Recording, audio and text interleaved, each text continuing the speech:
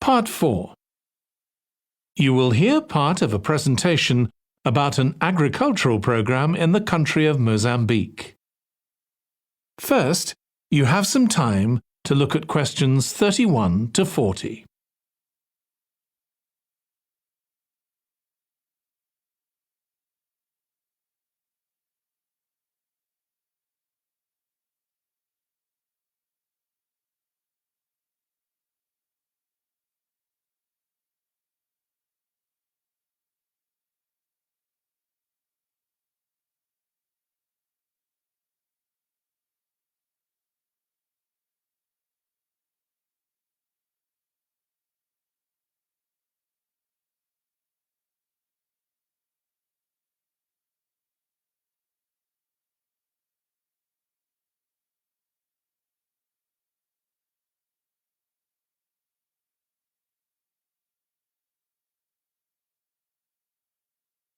Now listen carefully and answer questions 31 to 40. I'm going to report on a case study of a program which has been set up to help rural populations in Mozambique, a largely agricultural country in Southeast Africa. The program worked with 3 communities in Chikwalakwala district near the Limpopo River. This is a dry and arid region with unpredictable rainfall. Because of this, people in the area were unable to support themselves through agriculture, and instead they used the forest as a means of providing themselves with an income, mainly by selling charcoal. However, this was not a sustainable way of living in the long term, as they were rapidly using up this resource. To support agriculture in this dry region, the program focused primarily on making use of existing water resources from the Limpopo River by setting up systems of irrigation, which would provide a dependable water supply for crops and animals. The program worked closely with the district government in order to find the best way of implementing this. The region already had one farmers' association, and it was decided to set up 2 more of these. These associations planned and carried out activities including water management, livestock breeding, and agriculture. And it was notable that in general, women formed the majority of the workforce. It was decided that in order to keep the crops safe from animals, both wild and domestic, special areas should be fenced off where the crops could be grown. The community was responsible for creating these fences, but the program provided the necessary wire for making them.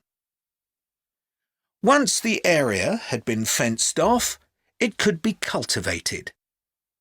The land was dug so that vegetables and cereals appropriate to the climate could be grown, and the program provided the necessary seeds for this. The program also provided pumps so that water could be brought from the river in pipes to the fields. However, the labour was all provided by local people, and they also provided and put up the posts that supported the fences around the fields.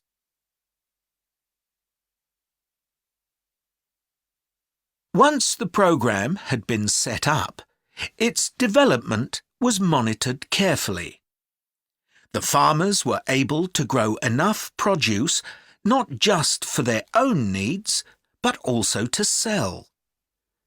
However, getting the produce to places where it could be marketed was sometimes a problem, as the farmers did not have access to transport, and this resulted in large amounts of produce especially vegetables, being spoiled. This problem was discussed with the farmers' associations, and it was decided that in order to prevent food from being spoiled, the farmers needed to learn techniques for its preservation. There was also an additional initiative that had not been originally planned, but which became a central feature of the program. This was when farmers started to dig holes for tanks in the fenced-off areas and to fill these with water and use them for breeding fish, an important source of protein. After a time, another suggestion was made by local people which hadn't been part of the program's original proposal, but which was also adopted later on. They decided to try setting up colonies of bees, which would provide honey both for their own consumption and to sell.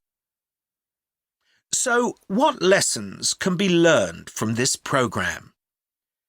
First of all, it tells us that in dry, arid regions, if there is access to a reliable source of water, there is great potential for the development of agriculture. In Chiqualaquala, there was a marked improvement in agricultural production, which improved food security and benefited local people by providing them with both food and income. However, it's important to set realistic timelines for each phase of the program, especially for its design, as mistakes made at this stage may be hard to correct later on. The program demonstrates that sustainable development is possible in areas where there is. That is the end of Part 4. You now have 1 minute to check your answers to Part 4.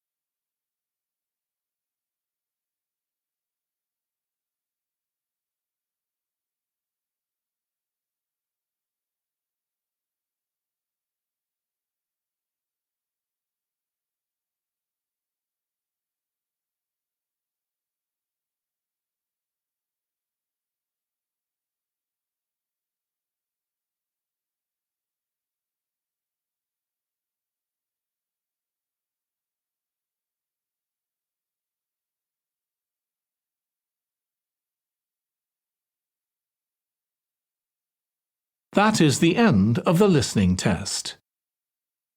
In the IELTS test, you would now have 10 minutes to transfer your answers to the answer sheet.